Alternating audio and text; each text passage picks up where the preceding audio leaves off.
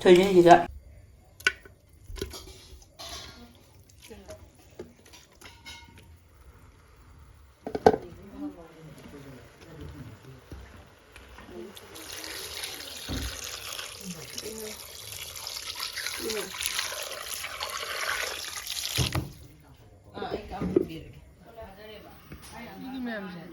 ꯂꯧꯊꯣꯛꯇꯣꯏꯅꯤ ꯁꯤ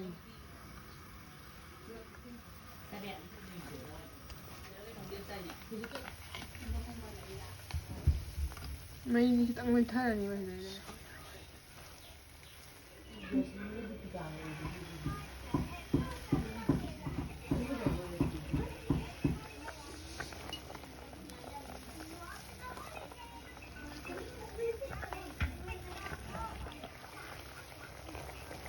drink.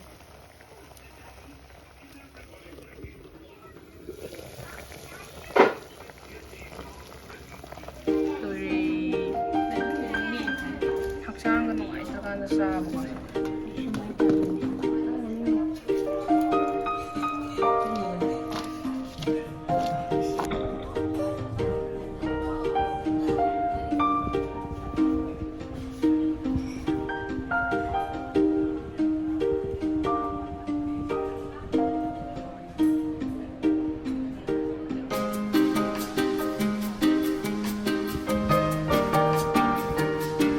하루까지 매물하고 브랜저리 이럴래 한절에 hꯧꯖꯤꯛ kanna sanariba adugi yamna chamba hakchang yam nuai trakan da natraga smaina practice ka kanna tokhala matam haidi achamba chaning matam do salat si sushi chap chab ne kem yaw de thau ma kem yaw best ni sidi yerum ne adu sisu kem ta yaw de dum phut pa khada ne adu thoidring hapa adu mayam ngasi gi hakchang phagada ba chamba chaing hang si chadringai sida mayam manipur gi iramdam da hodok chaba food delivery service yamna su chu ba duga manipur da lei ba yam restaurant sa type tawa delivery service ama khak haijam ge Entiremart food delivery service. Hari ba ba sida makhal mathel kaya gi food item makhal makhal su phang bigani. Aduga ma'am na si Entiremart ki delivery app si lei se sida changa ga order tawi matam da lupa chahum dagi above tawba kanda delivery charge 30 rupees khatang oideba. Aduga week khuding yoina numit amadi free delivery gi khudong chab su leideba. Adu khudong chab do khangbi na bagi damak ta ma'am na si gi Entiremart food delivery service ki Instagram page se follow tawsan biro aduga moi adum nungti gi update pi bane ba aduda khangnaba. aduga mayamna sigi restaurant sigi direct lairage habise khang targadi moi phone number se adum phone tawsalaga adum direct hello oi adu restaurant gi adugi item do pami na adum haisu yarani ba app ta changna dabida ado khudong chawa hen ba points ke ka gi di app to download to bi bana di hen phagani si makha description da link shop char mage Instagram gi link shop char mage phone number adai ke ga WhatsApp ki through da su adum order taw ba ya aduga sigi app se Google Playstore da su iOS da su animak da loina phangabane link makha da loina hapchare mayamna check taw thobiro aduga Entiremart si moi service su yamna tu bane try taw tho adum khangani hoi ado ngasi gi se chara hojare kuina ngai lamin taw bean su hape sida adum apa ma vegetable hapa ya do ma champut ki type ni ko adu hege ko kem hege gi yeng alu me GGM si leire ne akoina video namadi ko kerala kai si lang hau da ya de tagi lam khun su khong hong da ya de si janing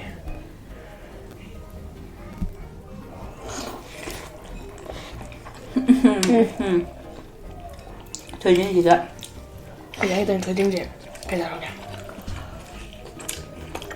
ana mo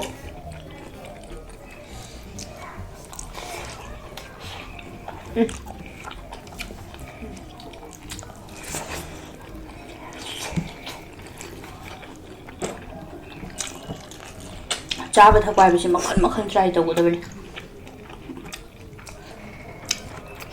mo sum ta hapte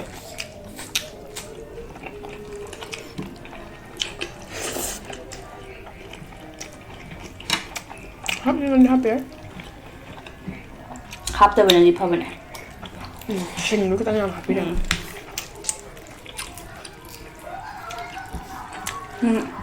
ton ni mang lang je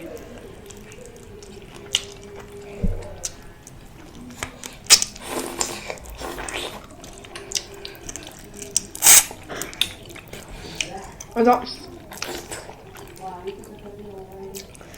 चिकनसे हेन्ना मही हाइदि थाउसे पाम्बीदा तारदि skin लौथोकबियो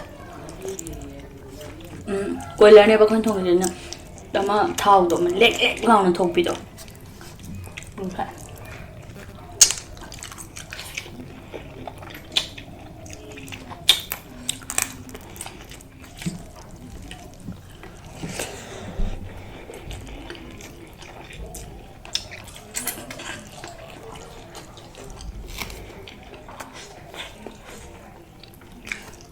Bin sa kaya mapangalam. Hawkra bin da. Dunay.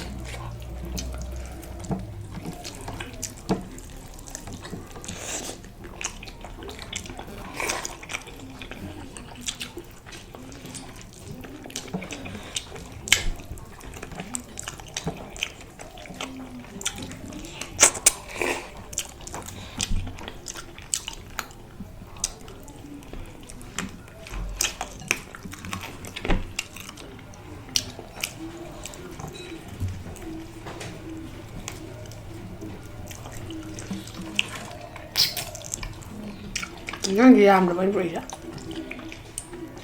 Yamida. Cùi thì có những quăng tàu kìa. Đau lẻ vào cho này.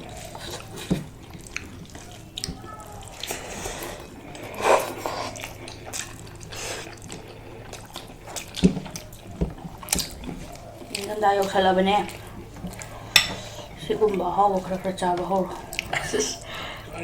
Mấy đây gặp phòng rồi con. Ai đi hay rồi nhỉ?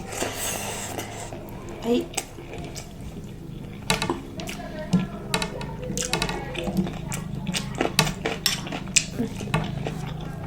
Wow.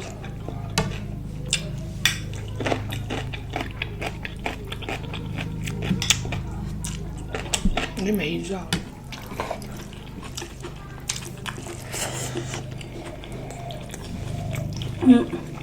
Nó bạ mà nằm cái chất nằm bấm ra thì cái gì à?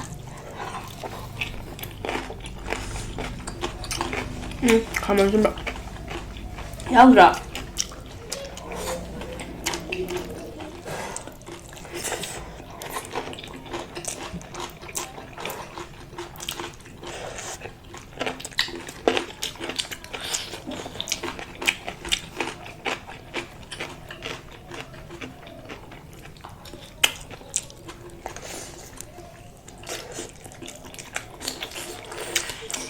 Wah.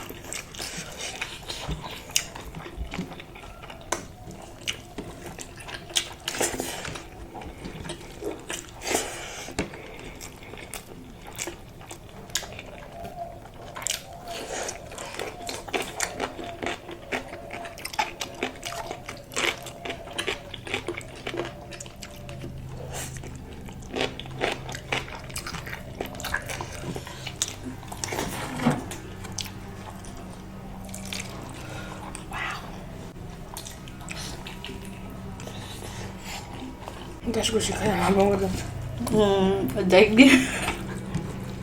However,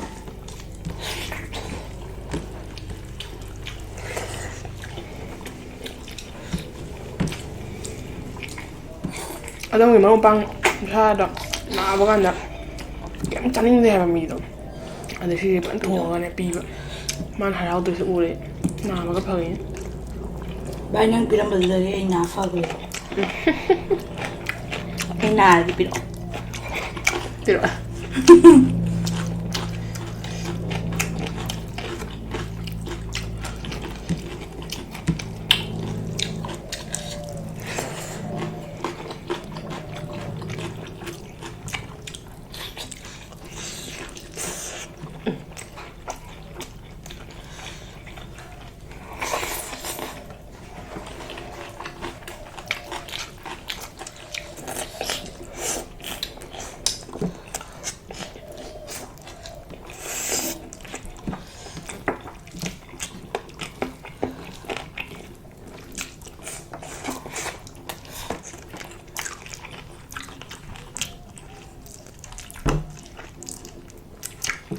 Thôi đi mẹ ăn phải không?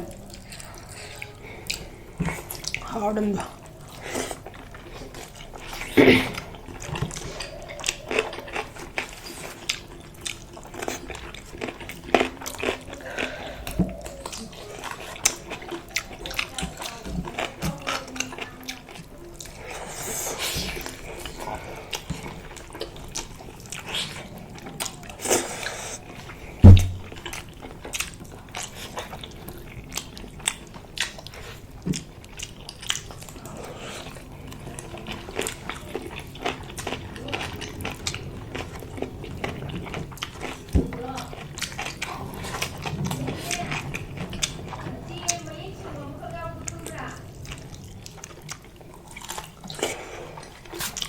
Mukbang cái gì? Yang lắc ba? Yang lấy ra ba? Hả? Mukbang yang lấy ra ba? Chết là quan gì đấy? Cái là hay ra đấy. Hawaii nó thắc thôi đấy. Mà sao ham mà ra rồi tung rồi. Das cũng sẽ guitar này nè. Sorry.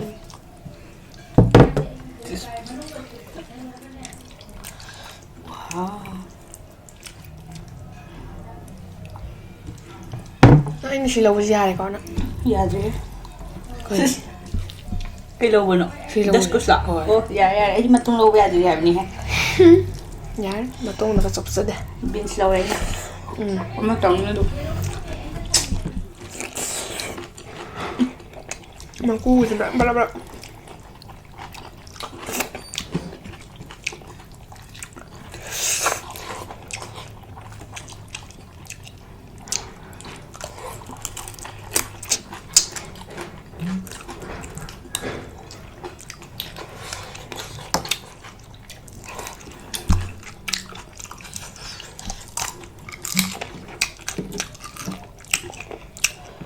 Wow.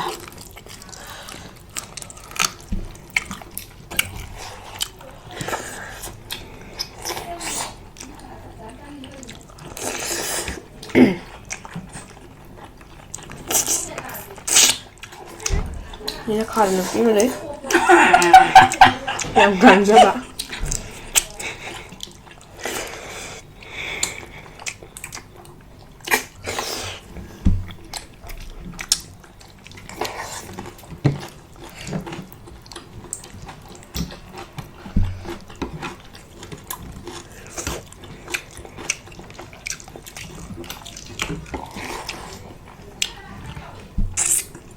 Kaya.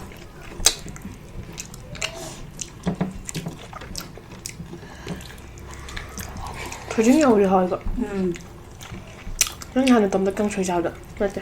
베베베야. 그럼 나와.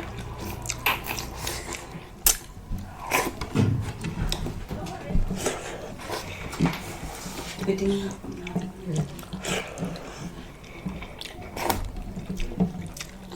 Chắc sẽ mà luôn tới thầm mình đâu đó. Lùa bên đó chắc. Lùa đã.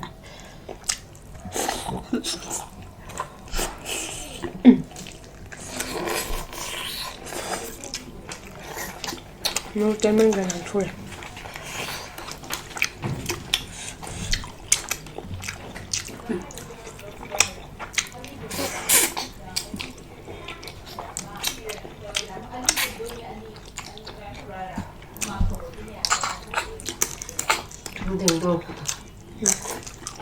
Khoan video là mình đi mà em sẽ không biết đấy. Meeting tàu của tôi bây giờ thì video là mình càng mình lên nữa mà rồi. Ai ông được biết đấy. Pung ama đến năm kia mà đến năm kia đó. Ngasai hay nữa mình. Wow, kuchik to cái này. Giờ thì mình được rồi nè. Cái mà đó. Một cái đồ sao kêu đây là cái mà em được biết. Trời. Giờ mình sẽ xin một cái thôi. Hai tuần. Như vậy bài ta là cách để xử lý. Nặng nặng. Kia mà nhau đi bên này. Ôi em thằng này. Ai sẽ thắc cái thôi. Thôi.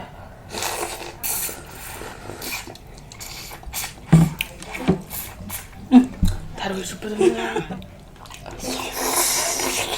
Mà. Giáp cái tàu mình nuôi bò.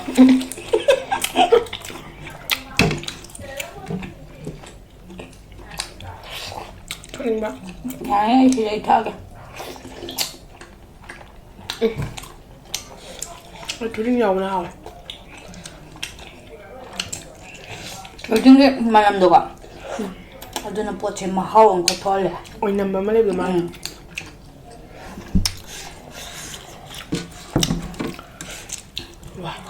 ꯑꯩ ꯃꯍꯤꯁꯦ ꯊꯛꯅꯤꯡꯉꯨꯕꯗꯤ ꯅꯠꯇꯦ ꯑꯗꯣ ꯊꯣꯏꯗꯤꯡꯁꯦ ꯌꯥꯝꯅ ꯍꯥꯎꯕꯗꯣ ꯒꯥꯏꯁ ꯊꯛꯅꯤꯡꯗꯕ ꯑꯃꯨꯛ ꯁꯥꯕꯗꯣ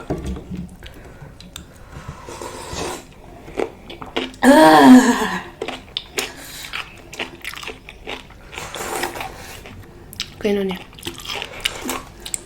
lemon egg juice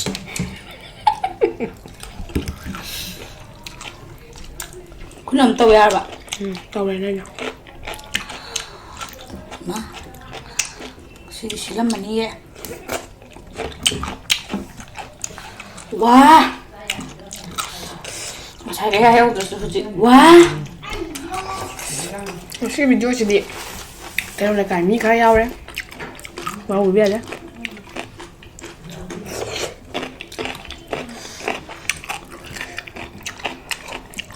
ꯁꯤꯒꯨꯝꯕ ꯏꯟꯖꯥꯡꯁꯤ ꯃꯌꯥꯝ ꯑꯗꯨꯝ ꯊꯥꯎ ꯅꯨꯡ ꯌꯥꯝ ꯆꯥꯅꯤꯡꯉꯛꯄ ꯃꯇꯝ ꯑꯗꯨꯒꯨꯝꯕ ꯑꯗꯨꯝ ꯆꯥꯕꯤꯕ ꯌꯥꯏ ꯑꯗꯣ ꯊꯥꯎ ꯆꯥꯅꯤꯡꯒꯦꯔꯥ ꯆꯥꯅꯤꯡꯉꯣꯏꯒꯦꯔꯥ ꯑꯃ ꯇꯧꯒꯦꯔꯥ ꯇꯧꯔꯣꯏꯒꯦꯔꯥ ꯅꯥꯒꯦꯔꯥ ꯅꯥꯔꯣꯏꯒꯦꯔꯥ ꯇ꯭ꯔꯥꯏ ꯑꯝꯇꯪ ꯇꯧꯊꯣꯛꯄꯗꯤ ꯐꯩ ꯊꯣꯏꯗꯤꯡ ꯍꯥꯞꯄꯁꯦ ꯈꯨꯍꯥꯎ ꯑꯃꯅꯤ ꯍꯥꯏꯖꯅꯕ ꯅꯠꯇꯦ ꯁꯤꯅ ꯇꯨ ꯀꯣꯛꯇ ꯎꯞꯁꯟꯒꯦ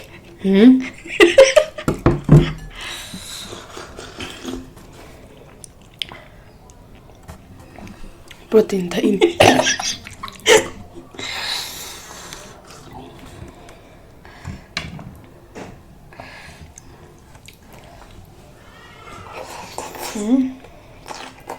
ꯑꯗꯣ ꯃꯌꯥꯝ ꯉꯁꯤꯒꯤ ꯚꯤꯗꯤꯑꯣꯁꯦ ꯃꯇꯥꯡ ꯁ꯭ꯋꯥꯏꯁꯤꯗ ꯂꯣꯏꯁꯤꯟꯖꯔꯒꯦ ꯑꯩꯈꯣꯏ ꯚꯤꯗꯤꯑꯣꯁꯦ ꯃꯣꯏ ꯅꯨꯡꯉꯥꯏꯕꯤꯔꯒꯗꯤ ꯂꯥꯏꯛ ꯇꯧꯕꯤꯔꯝꯃꯣ ꯑꯗꯨꯒ ꯆꯦꯅꯦꯜꯁꯤꯕꯨ ꯁꯞꯄꯣꯔꯠ ꯇꯧꯕꯤꯕ ꯁꯕꯁꯀ꯭ꯔꯥꯏꯕ ꯇꯧꯗꯕ ꯌꯥꯎꯔꯒꯗꯤ ꯇꯧꯁꯟꯕꯤꯔꯝꯃꯣ ꯂꯣꯏꯁꯤꯜꯂꯛꯄꯗ ꯃꯌꯥꯝ ꯄꯨꯝꯅꯃꯛ ꯑꯃꯨꯛꯀꯁꯨ ꯍꯟꯅ ꯄꯨꯅꯝꯖꯔꯤ ꯍꯧꯗꯣꯡ ꯌꯥꯎꯔꯛꯑꯦ ꯐꯥꯏꯁꯨ ꯄꯥꯏꯈꯠꯂꯦ ꯄꯨꯟꯁꯤ ꯄꯨꯟꯁꯤ ꯃꯩꯇꯩ ꯃꯨꯛꯕꯥꯡꯒꯤ ꯄꯨꯟꯁꯤ ꯃꯥꯅ ꯁꯔꯨ ꯂꯪꯗꯣꯏꯅꯦꯕ